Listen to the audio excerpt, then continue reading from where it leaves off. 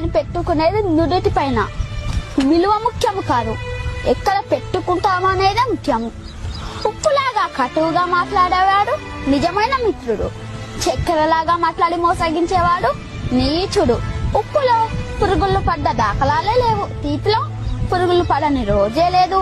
ఏడుస్తూ ఈ లోకానికి అడుగెడతావు, ఏడుపుస్తూ లోకాన్ని వదిలి వెళ్ళిపోతావు.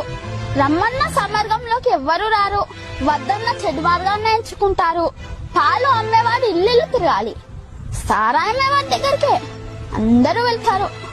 పాలల్లో నీళ్లు కలిపినావా అని అడుగుతారు, ఖరీదైన సారాయిలో నీళ్లు కలుపుకొని తాకరు. పెళ్లి ఊరేగింపులో బంధుమిత్రుల ముందు వడ్డు వెనకాల, శవయాత్రలో శవము ముందు బంధుమిత్రులు వెనకాల. శవాన్ని ముట్టినందుకు స్నానం చేస్తారు, మూగజీవులను చంపి పూజిస్తారు. కొవ్వొత్తుని వెలిగించి చనిపోయిన వారిని గుర్తు చేసుకుంటారు. కొవ్వొత్తుని ఆర్పి జన్మదినాన్ని ఆచరిస్తారు.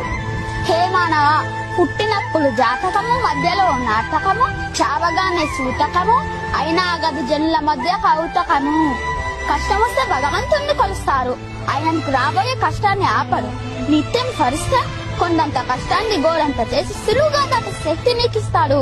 నిన్ను కష్టాలు కుంభవృష్టిలో ముంచేస్తే నీకు గొడుగు పెట్టి కాపాడుతాడు, గుర్తుంచుకో.